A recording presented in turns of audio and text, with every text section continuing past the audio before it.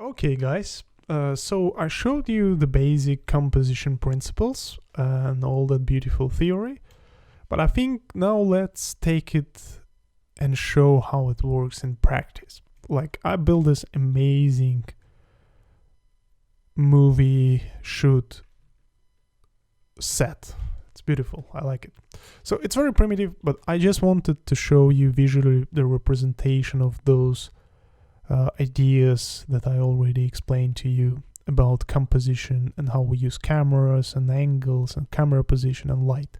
So basically, when you are on set, this is, by the way, the most recent scene setup for every shoot. They just put green screen and then poor artists, they just do the rest. I'm joking, but anyway, let's see how it works. So in order to tell the story, like for example, if this was a director, right, or DOP, director of photography, he would have three main elements that he would use. The camera, so he would have his camera lenses and all that stuff.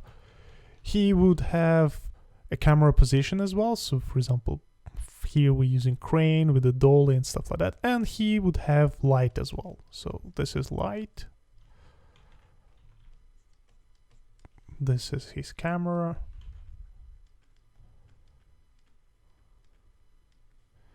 And whatever they're using, they will be using different devices to decide on camera position. For example, this is a dolly, but there is also a second unit which is held by just an eye level camera. So and the rest is just,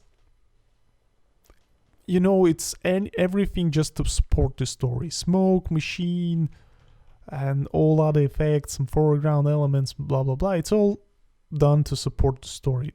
Those three main guys, they make a difference. They tell the stories. So basically, if you understand how this works, and by the way, this setup costs thousands and thousands of dollars. So that's why they need us. They need concept art people. Concept artist. Because before they do this and afterwards do this, they actually need us to do this before.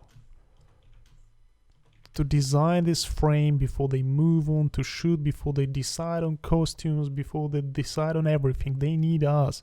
So that's why we need to really understand how this whole thing works. Otherwise, they get nothing from your concept art.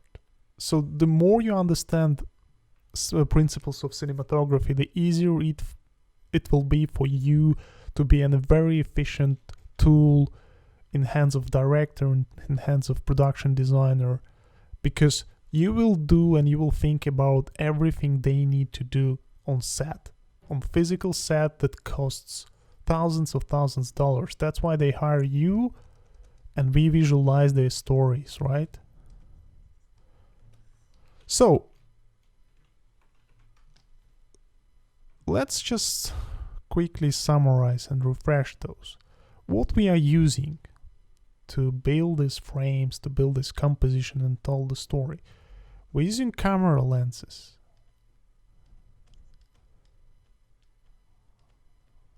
We're using camera position. Let's just spread those a little bit.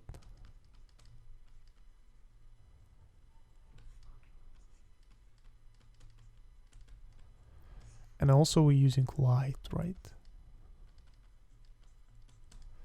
So, coming to camera lens, I told you there are two different types of lenses.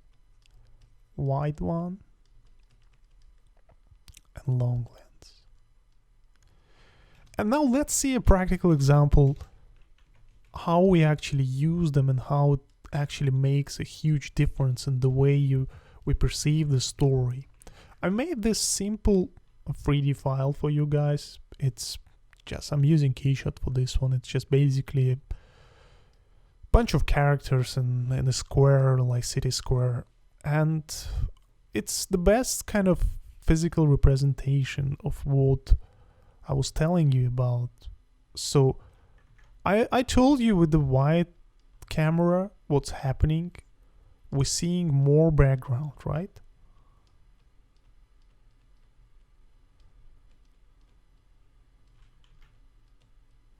And let's see how it works. So basically this number here, the lower this number, the lower the focal distance is, the wider the angle. So, and look, whenever I raise that number, whenever I bring it up, you see how less and less of the background we start seeing? So that's why we use telephoto lens when we want to see less background.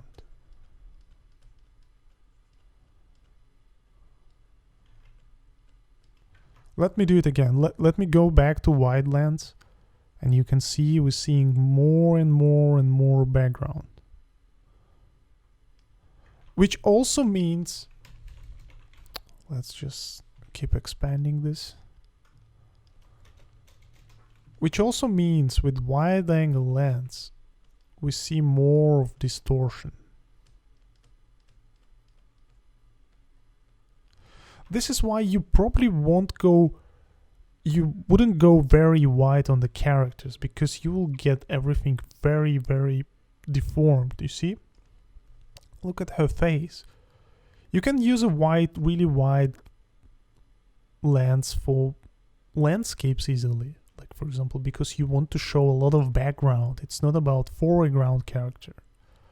So that's why when you're doing establishing shot and you need to show like a cityscape or like a beautiful landscape, we use wide lens because we want to show more of the background, right? We want to show the beautiful scenery of whatever it is, like let's say it's mountains and stuff like that. So we're using the wide lens. And for long lens, because we're seeing less background, it's all about foreground elements, and especially we use it for characters. Like if we want to zoom in, and because we're seeing less distortion, like the face isn't that distorted, we're seeing and we're framing much more of character. So if the story is all about character, then we're using longer lens. So we're moving closer and much closer to the character. This is not like 100% strict rule though. There are a lot of exceptions when, for example, you use a wide angle lens to show dynamic shots. For example, if we are doing like, I don't know, a kind of fight scene, you know, like when you need everything distorted. Like for example, let's move, you see, like this. Something really dynamic. Then we definitely can use wide angle lens. You know, just to emphasize the drama. Like for example, we see a lot of vanishing points, and we kind of imagine if we want to tell a story about this character but also see the guys around her, like, but also the background, then we can still use it's not like a strict rules. Actually, wide camera lens can give you really nice foreshortening, like for dynamic kind of poses and stuff like that. If you want, for example, a guy holding a gun and the gun is huge, like in the frame, then you go for this for really wide angle. But once you understand those properly, once you understand what they affect, basically wide angle, more background, more distortion. Let's say your story will be better if you use more distortion, then you use wide angle. If your story needs less distortion, then you use long lens. Like let's say if this was a story of someone stalking someone, you know, and then you want those characters to be closer together, you know, like I can frame this one, like I can move in a little bit. This is a story about this girl, right? But we know someone is stalking her, and the way we show it, we use a long lens. And you see this guy over here? He becomes a part of story as well. So if you just like create a small indication of him looking at her, his red eyes, then the story is immediately changing. Like, she doesn't know that he is behind her and he is kind of stalking her.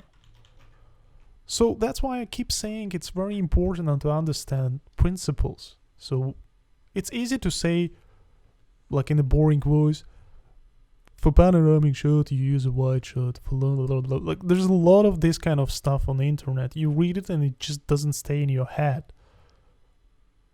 Understand what it means, and then depending on your situation, on whatever you're doing, you will be going for a proper one, and you will be using for your own story.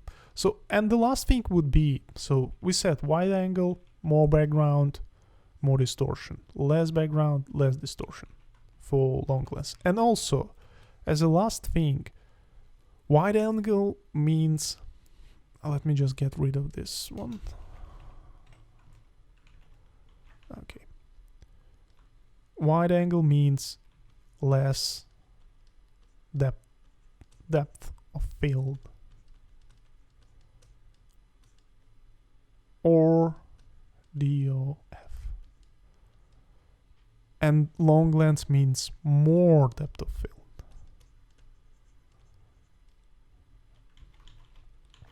More DOF. Why this is important, I will explain you in a minute. So, whenever depth of field is another brilliant way of creating focal points and creating like stories within your frames. And let me show you how it works really quickly. Like, even without painting those eyes in, I can make this guy more dominant than this girl just by shifting the focal depth of field. And let me show it to you. So when I assign depth of field and I choose this, select this guy,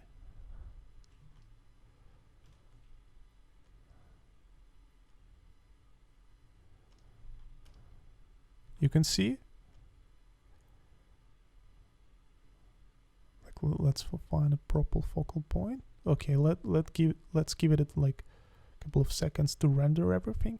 You see, because this girl is out of focus right now and the background is out of focus now, this guy immediately becomes somebody who is behind her, and there is this story. We kind of see our story. So if this was a story about stalker, you would definitely use these long lenses with this guy obscured behind her and just like using depth of field and stuff like that. So depth of field in camera lenses helps a lot to tell the story, and you will decide, do you need less depth of field or more depth of field? And according to that, you will improve your story as well. Just be careful that sometimes, like, can you use more depth of field with wide lens? You can, but you need to be very careful. Like, I know there is this common mistake when people do a wide, beautiful wide shot, like let's say there are people who are walking towards this castle, right? There is this beautiful castle in the background, nicely composed, everything, camera position, camera lens is proper, we're seeing line, and then everybody keeps hearing foreground, middle ground, background, and we always try to put some foreground element, which is great. Like, people go and put like a branch of a tree over here, right? Which is a great element that helps to reinforce and to frame everything, even here, right? It's a cool element. But then they ruin it by just going and putting a lot of depth of field on this. So let me go and put some depth of field. It just doesn't look right, because with wide angle lens you will have less depth of field, and in order to have this kind of depth of field, basically if this was your camera, right, and these were people like walking towards this castle, and the castle would be somewhere over here, right? In order to have that depth of field, your branches like this one, instead of being naturally somewhere over here, you know, growing trees along the road or something like that, they are straight into the face of this camera lens. It's like somebody is holding them, and it just doesn't look real. I know it's a good framing exercise, but there are much more smarter ways to do it, instead of trying to force it. So be careful, don't force it too much.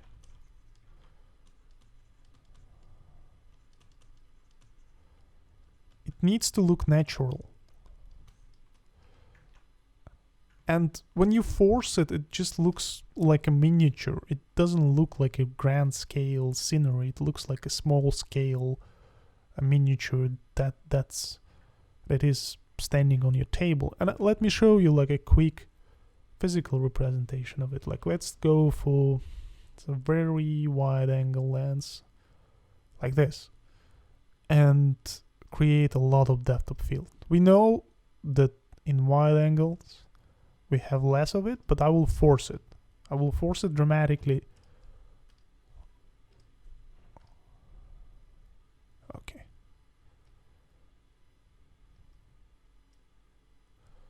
Let's do something like this.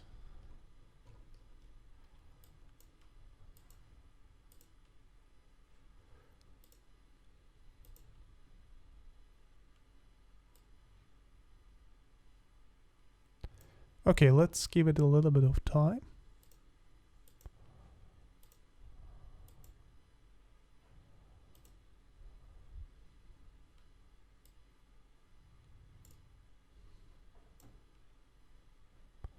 But you can already see it just looks like a small miniature standing on the table, because the wide angle lens doesn't make sense with a lot of depth of field. It can happen only in a case if you are very small, in a very small scale world. So be very careful about it. So that's pretty much it about camera lenses. And in the next lesson, I will go forward and tell you more about camera position. Thank you very much.